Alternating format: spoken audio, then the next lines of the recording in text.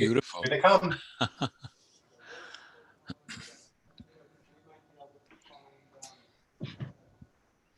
Folks are just coming in from the waiting room. Welcome, everyone.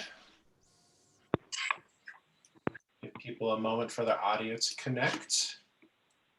Hello. Terrific. Hi, everyone. All right, so we are just a couple of minutes past the hour, so we'll go ahead and get things started. Good evening, everyone. It's lovely to be with you all here tonight.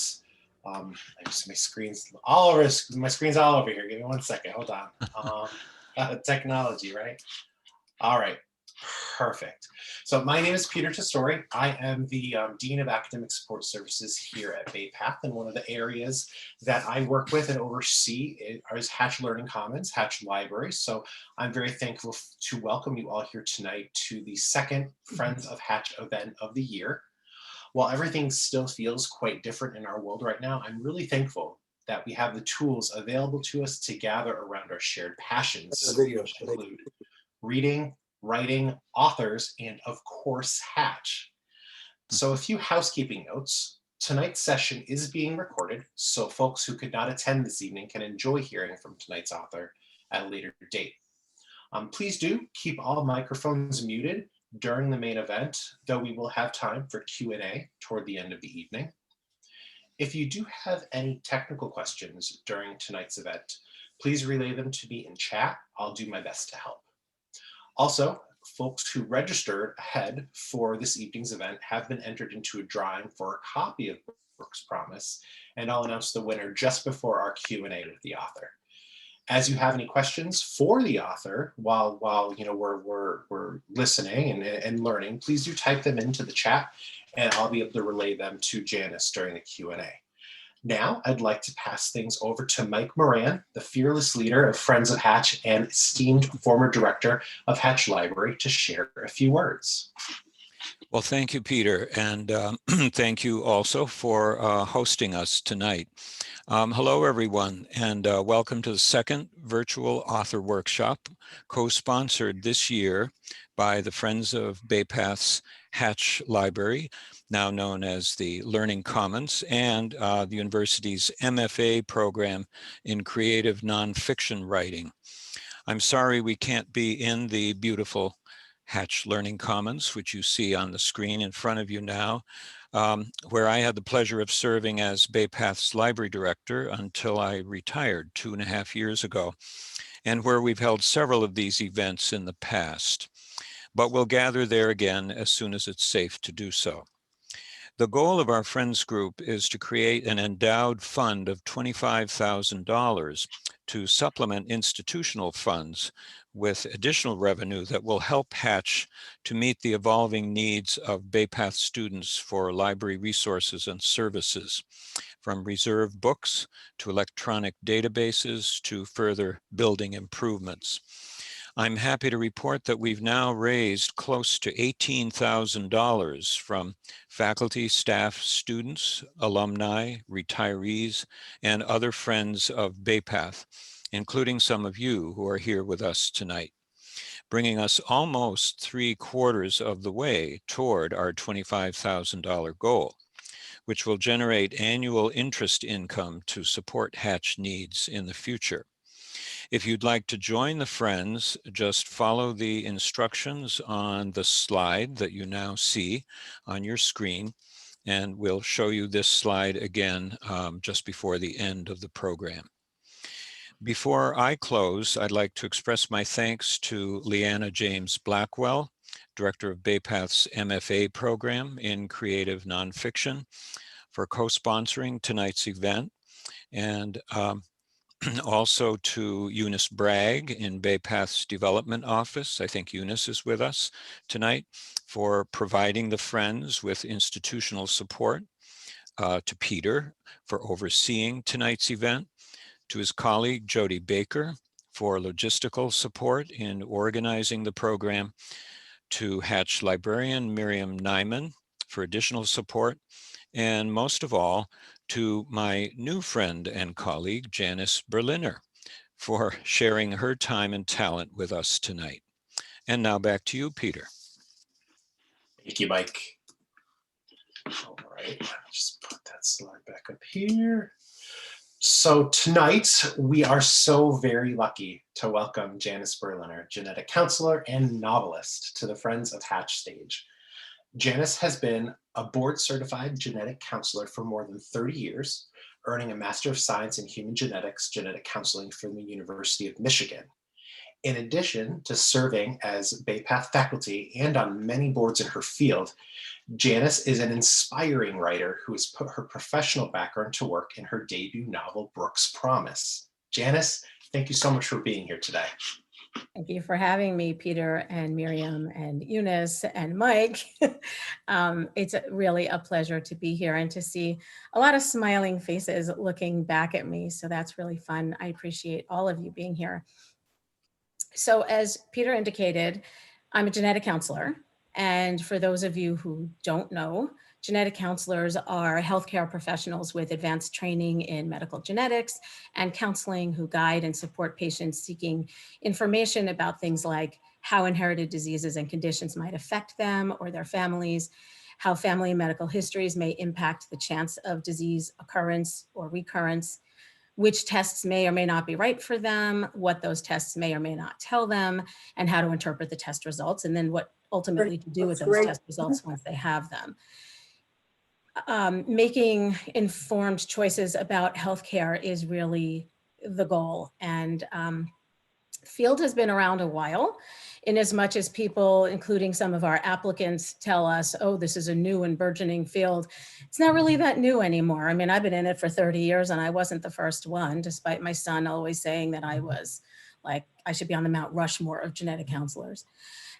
So back when I trained in the late 1980s, there were only 10 programs in North America that trained people to be master's level genetic counselors. Now there are somewhere around 55. The number keeps changing. And when you're a genetic counselor, you can see patients in various subspecialties. It started out being basically prenatal genetics or pediatrics. And then cancer genetics became a big field, and then other things were added: cardiac genetics, ocular genetics, psychiatric genetics, neurogenetics. There's all sorts of things, and that'll come back into play in a little while when I'm talking about Brooke's Promise.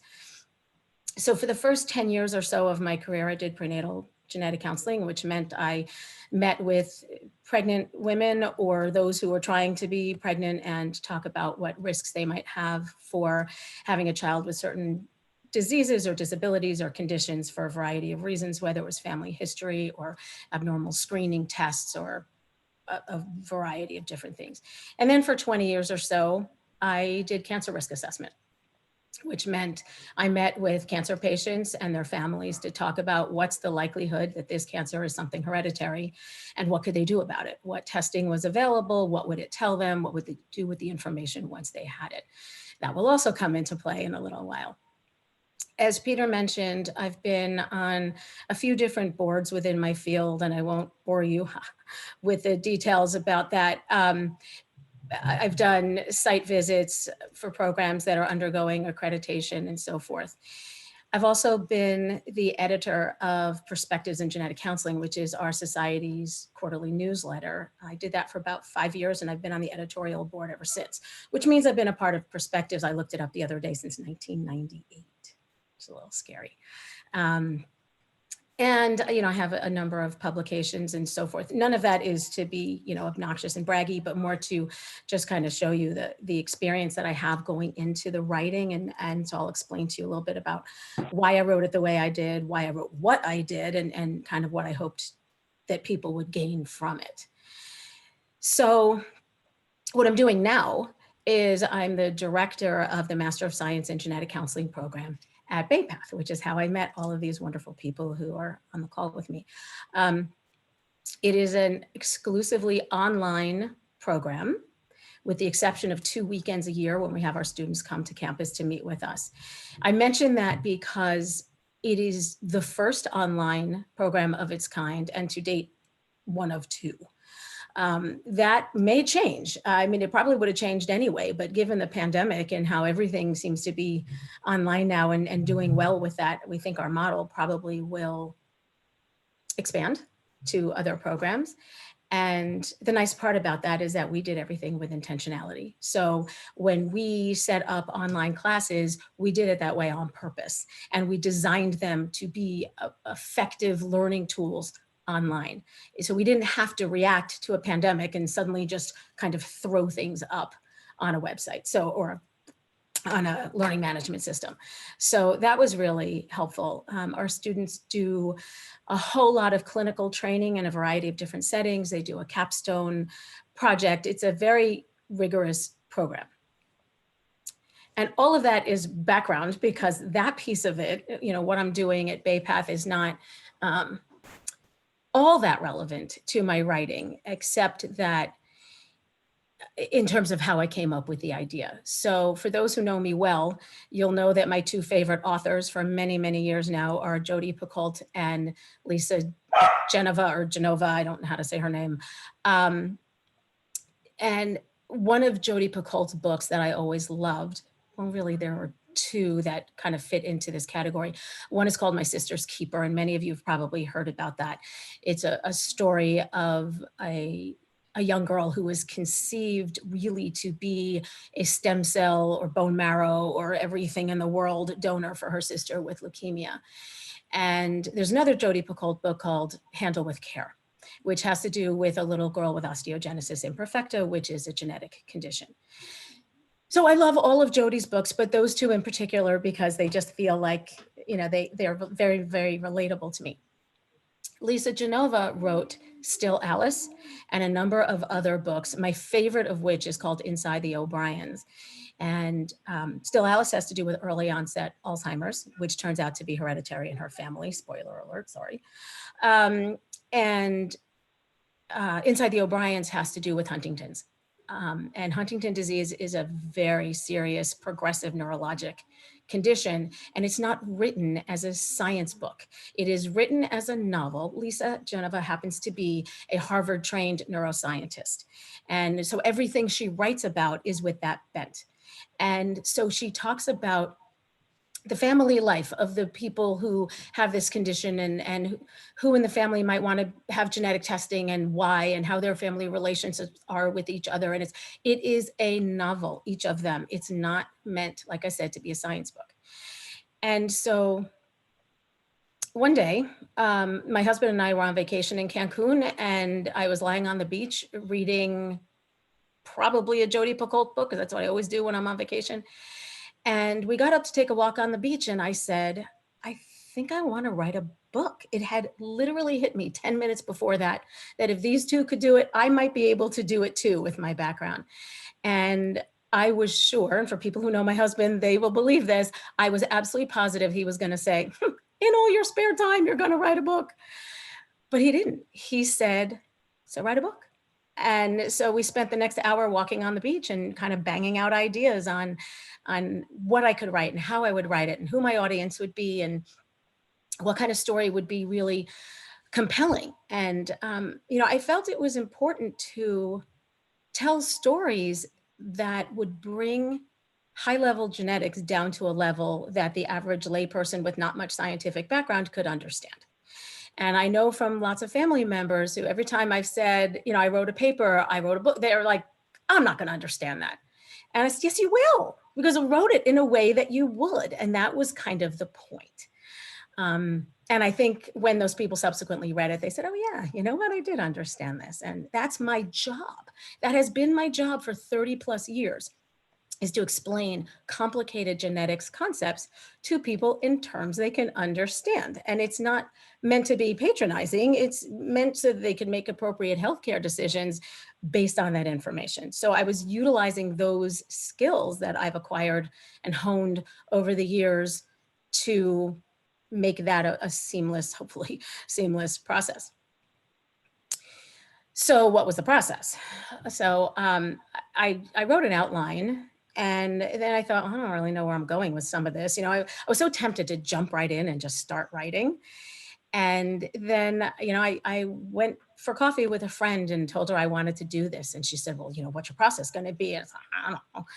And she said to me, write an outline, write a few sentences about each bullet point in your outline, Then go back and write a few more sentences about each one. And as you do it, you'll be really developing your story. And nobody probably has ever given me better advice than that. So I did that. And before I knew it, I had a couple of paragraphs about what I wanted each chapter to be about, and I had a roadmap. I knew where I was going from the beginning. So it was just a matter of how to get there, but so much of that was mapped out to me. And then I say this all the time, people are probably sick of hearing it, but I swear it flew out of my fingers. I sat down to type and it just happened. And and it sounds weird to all the people who've ever had writer's block. Not yet, knock on wood, I have not suffered from writer's block. Once I have my outline, it just kind of happens. And it's been such a fun experience. You know, people come saying to me, relax on the weekend. Why are you working all the time? It's not work. I love it. I enjoy it. I look forward to it. It is not work. I wish I had more time to write. Anyway, so I'll tell you a little bit about the first book, Brooke's Promise, in a moment. And then I'm going to tell you about the second book, which I just finished writing the draft of a couple of days ago. And I did a lot of research for this book. The child that I'm going to tell you about has a fairly serious genetic condition. And I knew some things about it, but not that much. So I did a lot of research into that. I also figured out as I was going along that certain things can't be written at certain times. So for example, the baby in the story who has this genetic condition, I was looking up newborn screening because it suddenly hit me that I can't have a child diagnosed at something like 6 months of age if this would have been detected with newborn screening. And so I had actually originally written about a different disease, and I wasn't that far into it. And I did all this research and went, oh, that's been part of newborn screening for like 10 years, 15 years. Can't use that. So then I had to do some research into, well, what could I use that there isn't newborn screening, at least not in every state. And then so I found something and I said it in that state, and I changed the disease that the child had. And then as I was doing more research, but by now I had written, half the book, I said, oh no, there's enzyme replacement therapy. there's treatment for this disorder. So this baby wouldn't have the same problems that she has. So I thought, oh, I don't want to sit back and I don't want to change the whole thing again. And then it hit me, set it back 10 years and it won't matter because that treatment hadn't been developed yet. So little tricks I learned as I was doing it that you have to really pay attention to. So before I tell you more about the story, I'll just tell you a little bit more about the process, which is how I found an editor and important lessons that I learned. So finding an editor was sort of an odd process because I didn't know anybody. And as I was finishing up the book and trying to think about what I was going to do, and by the way, I did a ton of research onto whether I should try to self-publish the book or publish it traditionally. And we can talk about that more later if anybody's interested in that. That was a whole other issue. I had decided to publish it on my own, and therefore I needed to have it edited on my own. And so how do I find an editor? Well, I happened to be just kind of cruising through Facebook one day, and I saw an announcement or posting from somebody that I literally haven't seen since I graduated from high school, who I had been very good friends with for a while there. And he was posting a congratulations to his wife who had published her 5th book. And I thought, And I reached out to him and I said, we haven't talked in 30 years. Hope you don't mind I'm saying hello. And by the way, do you think your wife would be willing to talk to me? And lo and behold, she was. And we were on the phone for a good half an hour and she was absolutely lovely and wonderful. And she said, this is the editor I've used. She's absolutely fantastic. Here's her number and here's her email. And literally that's how I found my editor. Sad to say, I'm not going to be able to use her for my 2nd book because she has since passed away. So I'm now in another spot of trying to find an editor. So if anybody knows somebody, shoot me an email. But some of the things that this editor taught me were things that in retrospect seem obvious, but that you don't necessarily think about when you're writing. So for example, she said, I allow my writers 1, maybe 2 exclamation points throughout the entire book. You don't need exclamation points to express excitement or anger or whatever. She said, put it in your words and then it takes care of itself. Such a little thing, but it made a big difference to me. She also talked to me about point of view. I never thought about point of view. It never occurred to me that if you're writing as one person, that the next paragraph should not be written in the eyes of a different character. And I just had never thought about that. So now I'm very careful when I write to make sure that if I'm changing perspectives, it's either a different chapter or at least there's a chapter break in there so that it's a little bit clear that you're changing. She also taught me one other major big thing, I think, which is that the first chapter really sets the tone of the book. So Brooke's Promise originally started with one of my characters in a flashback kind of thing at summer camp when she was, I forget now, 14, 15. And I loved the chapter, and I had talked to my daughter for hours about her camp experiences and tell me how I could describe color war. And I had done all these things and I was so excited about it. And the editor read it and she said, it's perfectly good writing, but you're setting it up to be a young adult novel. And if that's not what you're going for, you can't put that in your first chapter, because anybody who reads the beginning is going to think this is a young adult novel. And if that's what they're going for, that's fine. But if it's not, they're going to put it down and say, why am I reading about 14-year-olds in summer camp? So the parts that I really, really needed to keep for the story and just because I loved them, I sprinkled throughout the rest of the story as flashbacks and memories and dreams. So that was kind of fun. I mean, I was a little sad at first, but then I thought, well, that's kind of interesting, to kind of force you into a different way of thinking through things. And it was a good lesson to learn. So a couple of other nuts and bolts things about it, and then I'll get to the story more. So website development, it occurred to me I need to have a website, and a friend of a friend of a friend kind of is a website designer and did an absolutely beautiful job setting up my website. If you ever want to take a look at it, it's very simple. It's just janiceberliner.com. And there you'll see all sorts of things. I've written blog posts, and I've listed, I've put the links to some podcasts that I've done talking about the book and talking about genetics and about my career and, a number of different things. The book cover, which for those of you who haven't seen, looks like this, was designed by one of my oldest and dearest friends who's a graphic designer. She also happened to do the calligraphy on my wedding invitation. So she's been around for a long time, and she'd never done a book cover before. She does things like packaging for, Band-Aids and other kinds of things with Muppet babies and all sorts of things. And she designed me what I think is an absolutely fantastic, beautiful book cover that perfectly reflects, I think, the theme of the story. So let me tell you a little bit more about Brooke's Promise. 25 minutes into it, you might want to know about the book. So I think of this as a hopeful story about changing expectations, forgiveness, and reconciliation. It's a story, among other things, about putting your life back together after learning that your past was a lie. So I've used, as I said, memories and flashbacks to provide background to the story and help the characters to figure out what their pasts really were and maybe why they didn't remember certain things or interpreted them differently than what they thought, why their relationships were the way they were or weren't the way they should have been. The main characters, the three main characters, there are many, are Julia, her son Ryan, and Ryan's wife Kira. And early in the story, you see Ryan kind of pushing Kira into a pregnancy that she's not so sure she's ready to embark upon. She's building a legal career. She's very happy where she is. She knows she wants to have children one day, but she's not really ready for it.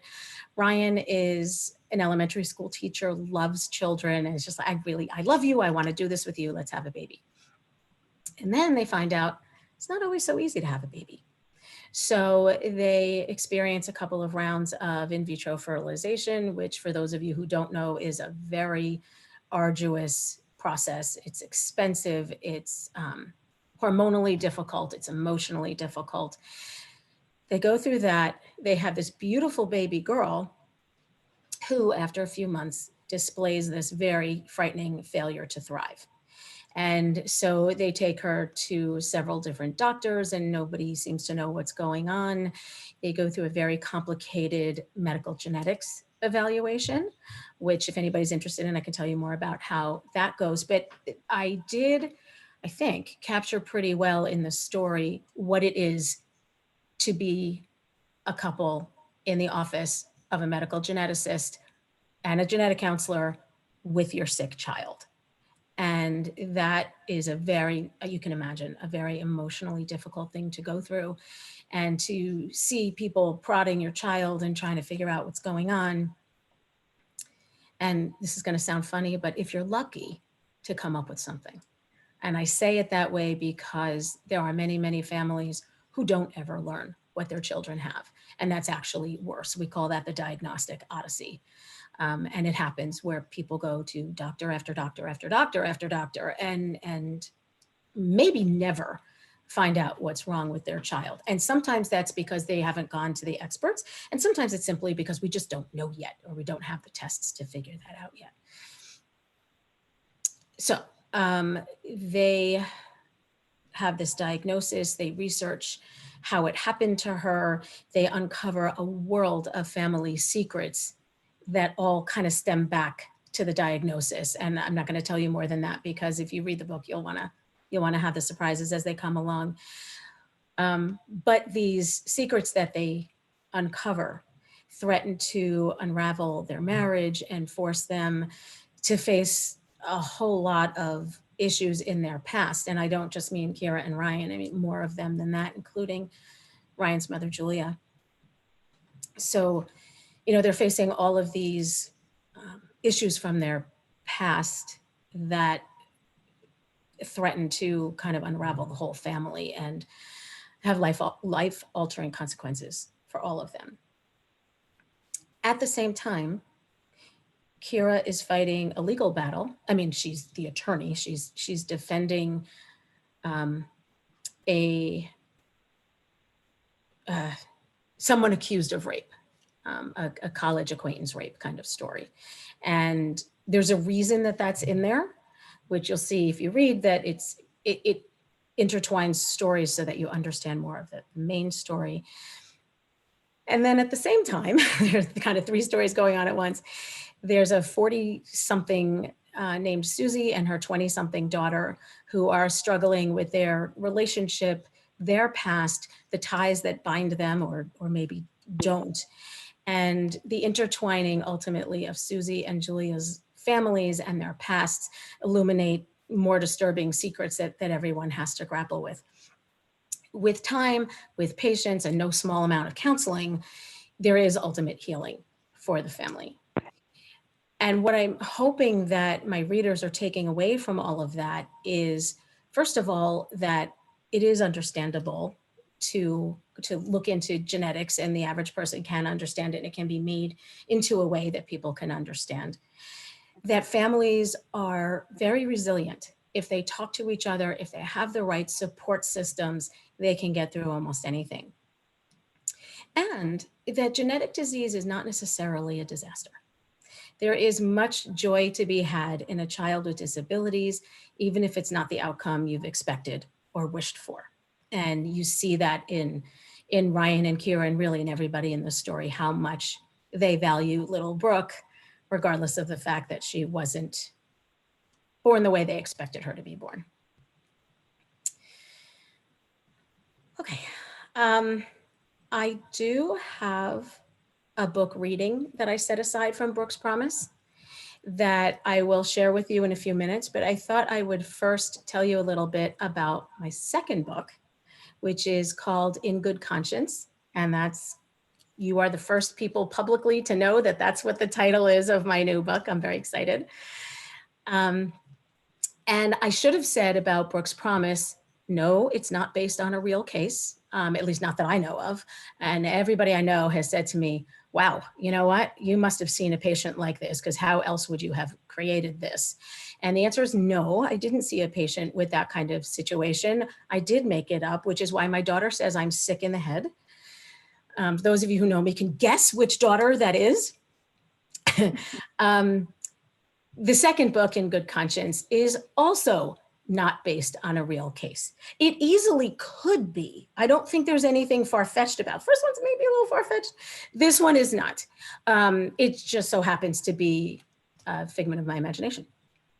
So the basic story is of a man named Aiden, who is the star of a hit television show and the darling of Hollywood, who is at the pinnacle of his career when he's diagnosed with a life-threatening illness. And I know what you're thinking, oh, another life-threatening illness, this is getting boring. But the point of it was how the story goes and what it's telling us.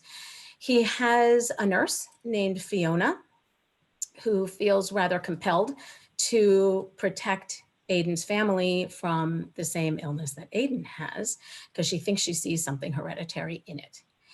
And he and his mother, who's there with him at his treatment, say, no, don't.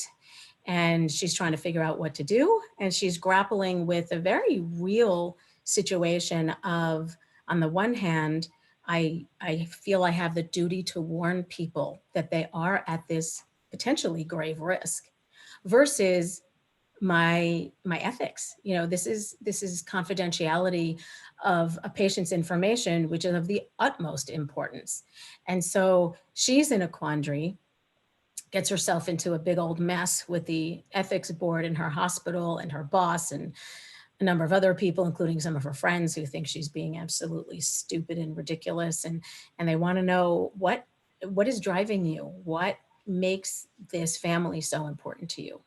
And we learn over time that she lost a friend when she was young of an illness that her family had. And had anybody warned her about it, she might still be alive today. And so she's trying to protect other families from going through something similar. Ultimately, Aiden and Fiona, the nurse, come to an understanding, and she helps him cope with his family's dysfunction while he reconciles with his partner and redefines the meaning of his life. So to me, the main theme of this, like I said, is the duality between confidentiality and duty to warn. And then kind of underneath that is, as a healthcare professional, how do you know when it's okay to intervene? What do you do when your patient refuses to tell his family about all of their risks and what they're going to do about that? And I don't pretend there's an easy answer. And there are actually, if you Google it, which of course I did, there are a lot of legal cases out there, and they come to varying conclusions about whether this kind of thing is okay, and if so, under what circumstances. So what am I hoping my readers are going to take away from this one? Well, nothing is cut and dried. There are nuances to every situation, and rules sometimes need to be broken or at least bent to solve a problem or help somebody who needs it. And again, families are resilient. As long as they have the truth and they have support, they can generally handle almost anything. And this one too, really, genetics doesn't have to be scary. With the right guidance and support, people can be helped to make the healthcare decisions that are right for them and for their families, as long as they have the information that they need. So that's kind of my overarching theme, I think, of both of them. Though their stories are very, very different. The characters are very different. I think if you weren't thinking about it as deeply as I am, you might not realize that those are similar themes to the two of them. That's just me.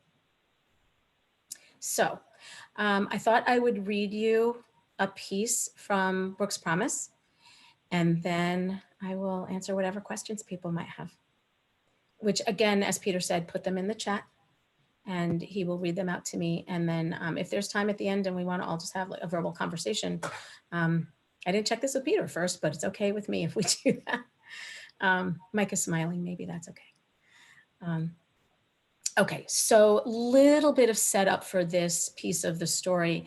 This is toward the end of the book. I would venture to say maybe 2/3 to 3/4 of the way through, when Kira and Ryan are talking about reconciling. So remember I said that their daughter Brooke's medical condition has kind of blown the family up in some ways. And so they were, at least emotionally, separated for a little piece of time.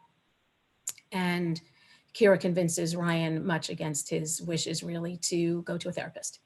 and talk through their issues. And it wasn't that Ryan doesn't love his wife dearly. He just didn't really like the idea of spilling his guts to a stranger. Excuse me, but ultimately that actually worked out really, really well. So kind of starting in the middle. And I will also tell you, I've redacted a little bit of it because otherwise you would learn more than you really want to learn right now about the story. So I don't think it's confusing, but just so you know that. Okay. So they're in the therapist's office. Her name, I am blanking on at the moment, but we'll get to it. It's Dr. something. Okay. Kira glanced at him, Ryan, curiously, not knowing if that meant something, but decided not to question him. At this point, she realized the floor was hers. Well, she started slowly, I felt it was important for us to come here together because we have a lot going on in our lives right now, obviously. We have a solid marriage, but there are so many issues to consider that impact it, and I'm having a lot of trouble dealing with it. We've discussed a lot of it, and I know Ryan is there for me always. I don't question his love or his loyalty to me. She stopped, looked over at him and smiled, and then continued, but I worry about a lot of things, in particular Brooke's illness.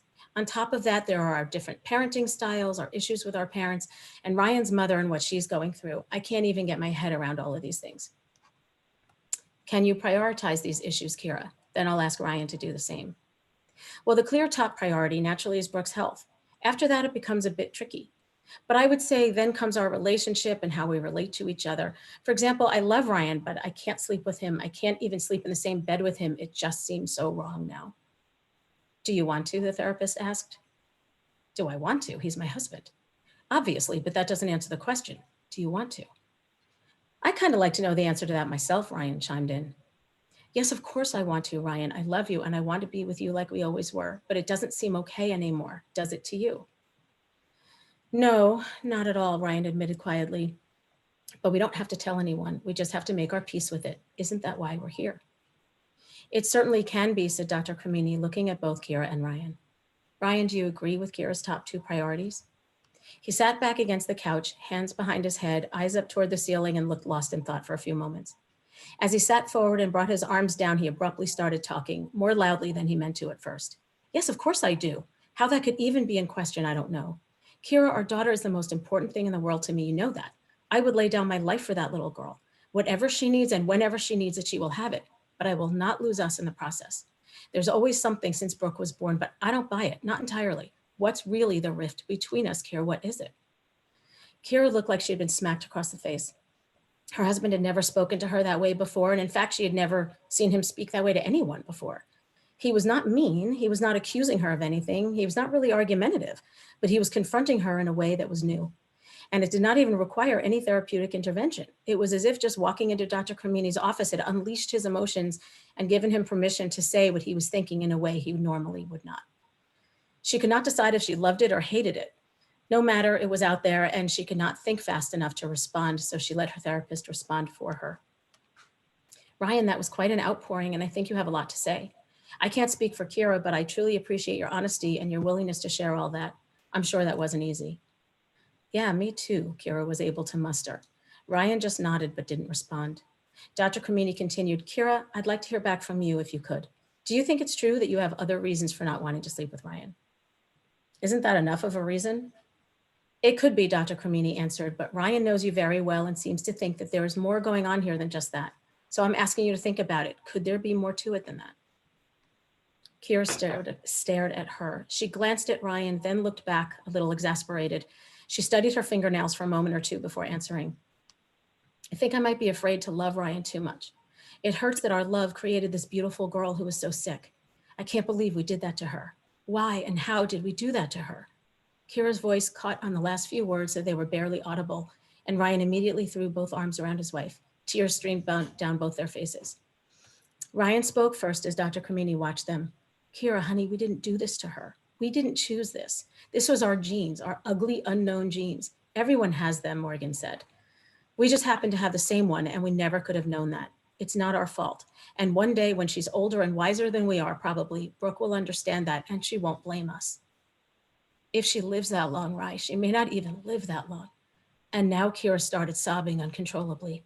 Ryan looked at the therapist helplessly as she silently walked across the room to retrieve the box of tissues she kept on the credenza on the opposite wall. She handed the box to Ryan, who pulled one out and gently patted his wife's cheeks. He couldn't have been more gentle and caring, which was not lost on Dr. Kamini, to whom it was obvious how much this couple was in love and needed each other. We will do everything in our power to keep her alive and as healthy as we can, I swear to you. I will always be there for both of you, my love, whether you sleep with me or not. I'll sleep on the roof if I have to. Kira laughed through her tears and took both of Ryan's hands. I want to be with you, Ryan, you know I do. She looked down at her lap and spoke barely above a whisper. But what if we had another child like Brooke? She looked up at him with tears in her eyes. Is that what's really scaring you, Kira? It was the first time Dr. Kamini had spoken in a few minutes, and the Michelsons had almost forgotten she was there. That would be a pretty natural human reaction to what you're going through. As much as you love your baby, it's terrifying to think about, right? It is, Kira confirmed, looking at her therapist now, still speaking slowly and quietly. But I wouldn't want Brooke ever to think I don't love her, or that I wouldn't have wanted her to be born. That's actually far more terrifying to me. Do you understand? I do, Dr. Kamini said. Do you, Ryan? I think so, but I'm looking at it differently. It's not about wishing that you'd never been born. It's about being scared to put another child through what she's going through. It's about taking care of two affected children at the same time. It's about what it would do to us, our time, our household, our finances. It's everything. It's not a denial of our sweet, lovely daughter. Well said, Ryan, said Dr. Kamini. I think he's right, Kira. I think it's important for you to be together on this. Are you? Am I what? Kira asked, too tired and sad to understand. Do you think you're together on this? Can you work as a team to continue to love each other, be intimate with each other, and co-parent? I want to, I really do, said Kira, more boldly now. That's the spirit, Ryan answered with a smile, though his look was somewhat apprehensive. Can you see past your concerns to just be who we've always been? I can. I know it's weird, it's bizarre, but it's us, honey. We're still us. Yeah, I know, we are. But I can't sleep, I can't eat, I can't function like a normal person. I mean, I go to work and I look like a functioning person. I take care of Brooke and I put up a facade of normalcy, but it's not real. I'm hollow inside. I have nothing left. I'm scared that I'm losing myself. Can't you see? I'm not me anymore. Kira stopped talking and turned toward the wall. She was afraid of Ryan's reaction to this admission, and she heard nothing back from him. He had no idea what to say. He knew she had been scared, confused, maybe a little lost, and of course sad. But this was a lot more than he knew or had ever contemplated. He turned toward Dr. Kamini, hands pointed toward the ceiling in a gesture meant to say, little help here? Dr. Kamini spoke to Kira's back. Kira, I can only imagine how much of a toll this has all taken on you and your family. It would bring down even the strongest person. But you can get through this with the help and support of your family, friends, and me. You've just taken a very healthy first step by articulating how you feel so that we can all be in this together. Can you please look at us? Kira turned around slowly, tears streaming down her face again. She took Ryan's hand and gave him an apologetic look for being so dramatic. Guess I went a little off the rails for a minute there. That's okay, Dr. Kamini answered. It's very helpful to know more about how you feel. In some of our past sessions, you've told me that you've been scared for Brooke's future, that you've been uncomfortable about being intimate with Ryan, and how your relationship with your mother-in-law has become more complicated, to say the least. But these were more concrete discussions of what you wanted or didn't want to do about these situations. This is the first time you've really opened up about how deeply it affects you. It's important that you recognize these feelings, allow yourself to feel them so that you can work on them and allow the rest of us to help you. Would that be okay? Well, yeah, I'd like that, Kira said, but it's not like the people around me have a whole lot to give either. They're as messed up as I am right now. Ryan laughed loudly. It's true. We are all as messed up as you are right now. In fact, my mother is the most messed up, so she can't really be of any help to any of us. But maybe we can learn how to help her and ourselves and each other all at the same time. Doc, if you could help us with that and help us figure out how to stay together and truly be there for our daughter, we'd be eternally grateful. Kira nodded in agreement. I promise I will work with all of you on this. I'm just so tired all the time. Tired of fighting Brooke's disease, although I will, of course, always fight it. I'm tired of waking up every morning in the midst of chaos. Sometimes I go to work exhausted, but happy to be there because it's a welcome distraction. Well, then embrace that, Kira, Dr. Kamini said gently. It's not anything to be ashamed of. You're entitled to be tired and you're entitled to be scared, insecure, and frustrated. In fact, I'd be quite surprised if you weren't. Thanks, that helps, Kira smiled, and she really did feel better. Good. Now let those who love you most help you even more. Let your parents help you with childcare, not just literally helping you care for your child, but in planning for her future, if that's okay with Ryan, of course. And let Ryan help you deal with any frustration you have with your parents, his parents, your relationship with his mother, all that. I think we've made some progress today, and I feel like you're both in a better place to move forward together. Would you agree? Both Ryan and Kira nodded, so she continued. Ryan, you've been kind of quiet for a while. Do you have anything else you want to share before we wrap up today? Ryan looked at his wife. He wondered if she'd changed her mind about anything. Did she still want to annul their marriage? That was the elephant in the room as far as he was concerned. While they had a lot on their plates for sure, to him that was the most pressing issue. He wanted to feel secure that she wasn't going to leave him. He felt in the security of this environment that it might be a good idea to take the plunge and just ask the question straight out. Or not, he wasn't sure, but he didn't do it right. If he didn't do it right now, he might not be able to again with the same warm feeling of optimism. Well, I agree this has been a good meeting and all, but my biggest concern is whether we're still us. Kira, are we still us? Can you find it in you to take the leap over all the crap we've been dealt and do this with me? Do what? She asked wearily. Do what, Ryan? Do life? Do sex? Do another child? Do what? All of it, honey, all of it, Ryan said, sweeping her into a big hug. Every bit of it. I want you with all that goes with that. Our child, our love, our home, our parents and their craziness, our future. Can you leap into that with me and trust that we can make it? Kira sank into his hug with a big sigh, and they stayed that way for a few moments. She got up slowly, looked her handsome husband squarely in the eyes and said, you know, I think I can. You are the best man I know, and I truly don't know how I could do any of it without you. I know I wouldn't want to do any of it without you. So I'm going to say, to hell with the weirdness. I'm not so scared anymore. I will be at times, but I know you'll get me through. She glanced over at her therapist. Thank you, Dr. Cremini. This has helped a lot. May we come back next week? Dr. Cremini nodded and Kira looked back at Ryan. Now get up, big guy. I owe you some wings and a beer. So that's that. That is actually what I've prepared, and I wanted to leave you lots and lots of time if you have questions to ask me about anything. You picked a great selection, Janice. I felt like I was there. It was Thanks.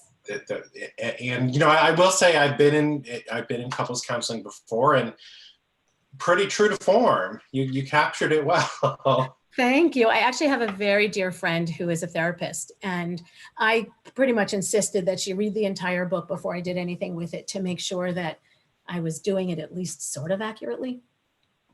So I'm very glad to hear that. Thank you for telling me. So you did the job well. So right now we have 2 questions, so I'll ask them, but I will encourage anyone, if you have questions, please do type them in the chat so I can relay them to Janice. And the first question to get things started, what led you into the field of genetic counseling? That's a great question. I've been asked that a million times in my career, and the honest answer is I don't know. As ridiculous as that sounds. So I can tell you that at the beginning of college, and for many years prior to that, I had been absolutely sure I was going to go to medical school. That was my thing. Like after I gave up the artist ballerina thing as a 5-year-old, then, you know, I was going to medical school, and nothing anybody said could prevent me from doing that. And then my very first semester, freshman year in college, I was like, no, I'm not. Why? No, I'm not. And I don't know what made me leap into genetics, but I do know that at that time I thought, well, I like that. That seems interesting. And then somewhere around my junior year of college, I took a class called behavioral genetics with a very young professor. And the only reason I bring that up is it occurs to me that at the time, and this was in the mid to late 80s, there weren't a lot of genetic counselors, and there weren't a lot of people who knew what genetic counseling was. And so I'm thinking that the fact that he was younger and more maybe on the cutting edge might be where I heard about this for the first time, but I swear I don't know. By my senior year in college, I had a work study job in a genetics lab. And I do remember talking to the man I worked for, and he brought me this, I don't know, 5 or 6 inch thick book, because of course there was no internet back then. And this book was called Guide to Human Genetics Training Programs in North America. Stupidly, I still remember the title. And I remember looking up genetic counseling training programs in that book.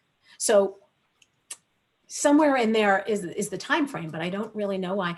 And you know, all the applications that I read for our program, so many of our applicants will say, I came upon genetics because my sister has X, Y, or Z.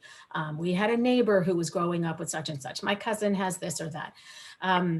We actually have a student now who, this is so interesting to me. She found out about genetic counseling because very tragically, her boyfriend in college passed away in his sleep. Young guy, 20 years old, something like that. And, his grief-stricken family went to see a genetic counselor to try to find out what happened. They had an autopsy report. They knew it was something cardiac. That's all they knew. So they went to the genetic counselor and they invited their now deceased son's girlfriend to go with them. And that was her light bulb moment. So people come to it for all sorts of reasons. How, the next question, how common in the general population are the issues that Kira and Ryan are dealing with? It depends what issues we're talking about here. I mean, if we're talking about marital discord, I'm going to go with very common. Sadly, if we're going with genetic disease, of course, as you can imagine, it varies very much by what genetic disease you're talking about or condition. Those that are life-altering, or I should say life-limiting, are generally speaking a lot more rare than those that are not. So if you have an adult onset condition that actually may be life-limiting, but that doesn't limit your life prior to when you've had children, you're a lot more likely to pass it on. In the general population, we tell people there's about a 2 to 3% probability for having a child with a birth defect. But a birth defect and genetic disease are not necessarily the same thing. There's overlap, obviously, but you can have a birth defect that is a birth injury.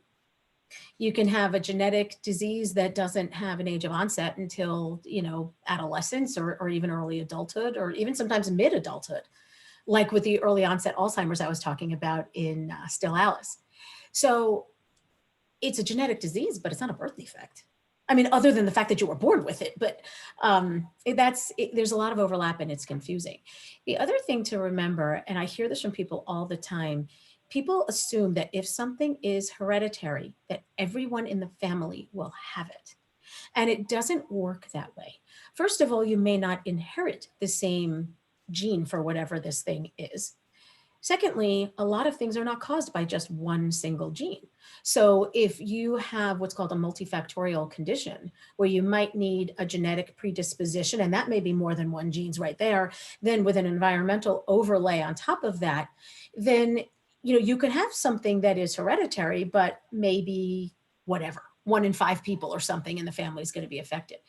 Some of them are sex influenced. So some only affect males, some only affect females, not too many.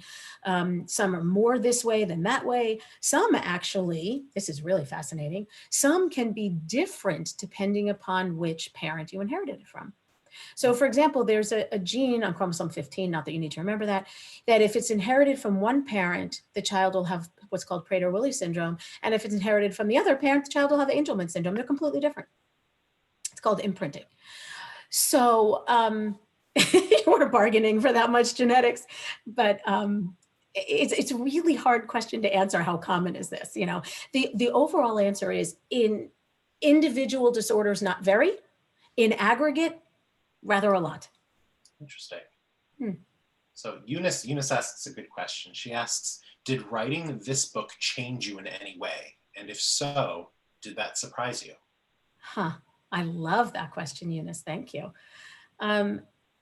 Yes, I would say it did. I mean, it made me think a lot more carefully about what it was to be in the shoes of some of the patients that I've seen over the years. You think you know that? You don't really know that. And even so, I don't pretend that I know that. But I think writing it and trying to get into the minds of the characters helped me to think more deeply about what they would be going through. And it also makes me realize, this is going to sound so obvious, but I guess I didn't really think about it. My mother's going to laugh when I say this. I have a talent I didn't know I had. So that was kind of a fun discovery, and do I think of myself as a writer? Well, I'm no Stephen King, but at the same time, I'm starting to, and I see things differently. So even when I read papers that my students write, I think about it differently. I hope that I don't grade them any more harshly about it, but when I read books, I'm, just just fiction for fun. And I see the point of view issues, and I see some of the language issues, the boring language that could have made so much more exciting. On the other hand, I also see great writing. You know, like I'm reading Michelle Obama's book, Becoming, right now. And I just look at it and say, I don't know that I'll ever be that good a writer, but it really is a lot of fun. So yes, Eunice, all of that surprised me in a mostly really, really good way. So that was a good question and a good answer. Great question. Now, that was it for the questions in the chat. So while anyone puts in some other questions that are coming to mind, I'd forgotten to announce the winner of our raffle, and I'm excited to see that our winner is on the call, Joan Miller. She's our raffle winner, and will be receiving a copy of Brooke's Promise. And Joan will be in touch, or I should say Jody Baker probably will be in touch soon for shipping information. So that's congratulations. awesome. Thank you. That's exciting. Good. And I know, Janice, you had welcomed folks maybe even unmuting themselves and having a conversation, asking questions themselves. So if folks are more comfortable, just speaking and conversing, please do feel free to unmute yourselves and engage. That's certainly welcome. Yeah, shout them out. Hi, can I say something real quick? Yeah. Hi, I'm Janice's sister, and I am the world's most biased person as her #1 cheerleader, head of her fan club and all of that. I just finished reading the second book, In Good Conscience, because she sends it to me every chapter. Every chapter, my comments are, oh my God, you're such a good writer. How do you think of this? I am bowled over by the talent that we did not know she had. Well, your senior year English teacher knew that when you were asleep and still got the A as you were writing the essay while sleeping, she probably knew, but I didn't know. I cry my guts up every chapter of Brooke's Promise, every chapter of In Good Conscience. I took a picture of myself last night. I finished the last chapter, took a picture of myself and sent it to her and said, good thing I didn't have mascara on. No, I believe the words were, look at what you did to me again. What you did to me. Now I'm a crier, but still every chapter I am hysterical crying. It's so moving. It is so deep and personal, and thank God you don't know what any of your characters go through, because you have a fabulously charmed life, and thank God. But it's the empathy that you have, that you pour into your characters, is why you are such a phenomenal genetic counselor and an even better mother. So thank you. Thank you. Buy the book, both of them. Who's gonna follow that? I had a question tickling in my mind that I'll ask. Is there any process you follow for character development? I mean, just from the part you read to us this evening, these seem like really deep characters. Is there a process you go through to develop them, or do they flow out onto the page? They flow out onto the paper, or the screen. It's so strange, and some of them, of course, are modeled at least in part on people that I know. I mean, of course, and some of my friends have said to me, I went, oh, I hear Janice saying that. Because that's what's in your head. I mean, I'm sure every writer does that, and the people who are close to that person would know that. And a lot of them are just amalgams of either people I know or I guess maybe people I'd like to know.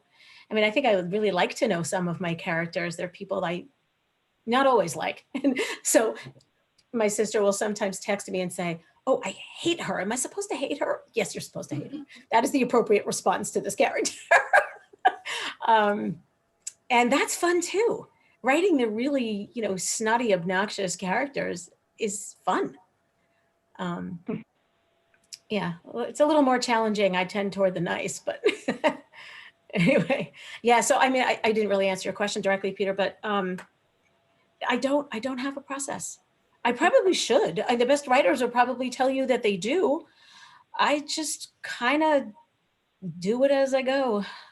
Whatever works, right? Yeah, I guess, right? If it ain't broke. Any other questions from our audience, our group today? I'll just say, I love the book. I am reading it now. I'm maybe halfway through. And I guess, Janice, one other question I would have is, I know just from the little bit of work I've put into becoming a better writer of letters with donors and Mm. different constituents, I know it's a tremendous amount of work. And I guess I'm wondering, when you were in high school, like, because I used to teach high schoolers, did you sense then or experience that you had a flair for writing at all? Was there any, back in the day kind of No, experiences? it's a great question. And I No, really, she did not. says one of my high school teachers. I was her high school teacher. No. Oh, that's great. Shut up, I did Wow. well in your class. That's interesting. It really is, because I think I love the fact that we do evolve, right? Over time, we develop a lot. And that, I know that certainly was my experience in my field. And I never, there were so many things I never thought of, even as a high school or college age person, that, I hit my 50s and suddenly life opened up to me. In It's so different ways. true. It's Yeah. so true. I mean, if I were doing things all over again, Yeah. I probably would still be a genetic counselor. I love what I do. Yeah. But I could so see myself being an NICU nurse. I could so see myself being a biomedical engineer. Never had a flair for engineering, never thought about it, never cared. But the idea of designing a new knee joint or heart valve is amazing. So not that I could have gotten through the physics or whatever, Yeah, but right. but no, I never really thought of myself as a writer. And I've been editing things for years, some on a semi-professional level, like this newsletter I was telling you about. So, I used to edit one of my college roommates' papers, because despite the fact that she was a journalism major, she was a god-awful writer. And I will credit my parents for teaching me really good grammar and a good eye for even what sounds right, even though you kind of don't know why. Right. But I never really thought about the writing process. It was more about, how can I correct what other people have written, which is a lot of fun. And people tell me I'm good at it. I enjoy that. But I enjoy the writing even more. And then I edit my own work, which is kind of interesting. Yes. Okay. Thank you. Yeah.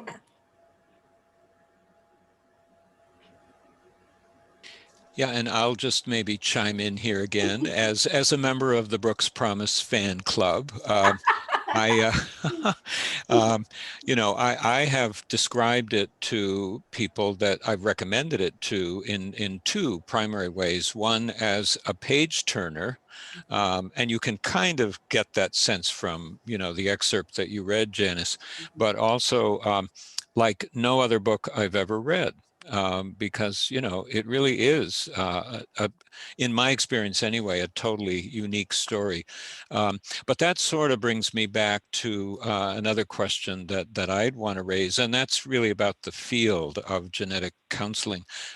What sort of job outlook is there at this point? I mean, BayPath, in my experience, has always been pretty astute in terms of the programs that it begins and develops. And so I think, there must be a pretty solid, career prospect out there. But, it was relatively new to me. And so I, and having read the book and learned a lot about it, actually, from some of the passages that you kind of weave in there, Janice, without being too heavy-handed, but, kind of explaining a little bit about what genetic counseling really means. I'm just curious about how the field has grown and maybe, where it looks like it's going. Yeah, that's a great question. It has grown a tremendous amount. So I started to say before, when I graduated from my training program in the late 80s, you could do prenatal counseling or you could do pediatrics. That was it. If you were really lucky, you could do both. But there was nothing else. And then we started seeing cancer risk assessment cropping up, but in a rudimentary way, because we didn't know very much about the genetics of cancer. So it was more like, well, we could talk to people about what we think is going on in the family, and that's about it. And then over time, a lot of genetic testing became available. That's the stage of psychiatric genetic counseling right now. We can't really do genetic testing to say if somebody's going to be bipolar or develop schizophrenia or substance abuse issues or paranoia or anything else under that huge umbrella. But what we can say is we can look at a family, we can say there's X number of individuals with different kinds of things, and they may be multiple different kinds of psychiatric illnesses, that the predisposition is to have some kind of psychiatric illness, not necessarily which one. So you may see a family where one person has bipolar disorder, one person has schizophrenia, one person is an alcoholic, one person has an eating disorder. They all fall under the same umbrella, and it's hereditary to an extent. What is that extent? What do we do about it? We don't know that yet. So that's kind of developing as we go. We know a lot more about the genetics of cardiac conditions. And I learned recently, this is fascinating to me, I'm a little off the topic, but I think it's really interesting.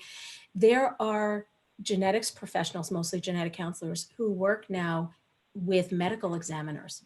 So when someone dies very suddenly, especially someone young, very often it's cardiac. And so then the issue is who else in the family might be at risk, and how do we go about telling them that and testing for that? New to me, fascinating. So who knows how many different things we will ultimately be able to do. The job market is excellent right now. And part of that is through the advent of telehealth. So more and more can be done now remotely. And I say that irrespective of the pandemic. I mean, that hasn't hurt matters in terms of telegenetics, but it existed before that. And so if you have, for example, a child in rural Arkansas somewhere who can't be seen by a medical geneticist because the nearest one is a 5-hour drive and his parents can't afford to take off from work to take him there. Well, they can take him to a clinic 3 miles away if there's a hookup. Right? So it's a little challenging for a physician to examine a baby that way, or a child, but there's a nurse at the clinic who can listen to the baby's heart and take the temperature and the heart rate and turn the baby in such a way that the doctor can see the helices in the ear and other kinds of things that you might use for diagnostics. And the nurse or whomever in the clinic can order whatever tests. So branching out all over the place now. And there are genetic counseling master's level training programs all over the world now. You can go to Saudi Arabia, you can go to Australia, New Zealand, Europe, nearly everywhere as far as, and I don't think there's a lot in South America, but not yet anyway. And I know that there are program directors in the States who go around the world and try to help them figure out how to set up a program. And once you have genetic counselors trained, then you can send them out into the world, the local world, hopefully. Like rural Arkansas, right? So if there weren't any genetic counselors, but you have an online training program like we do, and you have a student like I do who's in Jonesboro, Arkansas. Well, once she graduates, lo and behold, now we have a genetic counselor in Arkansas. So that's a pretty cool thing. Actually, the University of Arkansas does have a genetic counseling program, I lie, but it depends where you are. Don't mean to sell them short. Any other last questions, last thoughts you'd like to share? Okay, it's always funny jumping from box to box here. It looks like we're good. Janice, thank you so much. Oh, thank you for having me. I really enjoyed this. I'm so glad I was able to be here with everybody. And I don't have to go to Journal Club tonight, so there's that. And Mike, and Mike, thank you so much for your support of Hatch. And I believe you have a few remarks to close us. Well, thank you, Peter. And again, I would echo you in thanking Janice. This has been, kind of a totally unique experience, I think, for all of us. But I did want to, again, thank everybody for joining us and remind you one more time how you can become a friend of Hatch. And I emphasize in this slide, number one, write a check for any amount. We have no, sort of minimum or maximum, no membership fee in a formal sense. So, any contribution is welcome. And Eunice will be happy to receive your check at the address given. And I do want to mention that we have one more program coming up this year or this semester, and that's actually a month from tonight. So it'll be Tuesday, March 16th, and our featured author will be Fred Sokol, who lives in Longmeadow. He directed the theater program at Bay Path for a couple of years, a few years back. I've worked with him both at Bay Path and in a prior life as Nuntuck Community College in Enfield, right across the state line in Connecticut. Fred has written several novels. He self-published one, like Janice. Another, his latest one called Destiny was published by Bella Storia, which is a local publisher based in Longmeadow. And they also are based in Virginia, but we emphasize the local part. And Fred has done some additional writing too. So we'll be talking with him about, focused on his new book, Destiny, but also touching on some of his other writing. So we hope you'll consider joining us then. So back to you, Peter, to wrap up. Thank you so much. And Janice, thank you again. What a gift this Oh, past thank hour you. and change has been. Thank you. And to me as well. I really appreciate your having me. It was fun. Of course. And everyone, thank you. Thank you for being here this evening. And I certainly hope to see you at future Friends of Hatch events. Take care. Thank you very much. Thank you, Peter. Thank you, Janice. Thanks, Thank you, everybody. Mike. Yeah. Bye. Bye-bye now. Thank you. Yeah.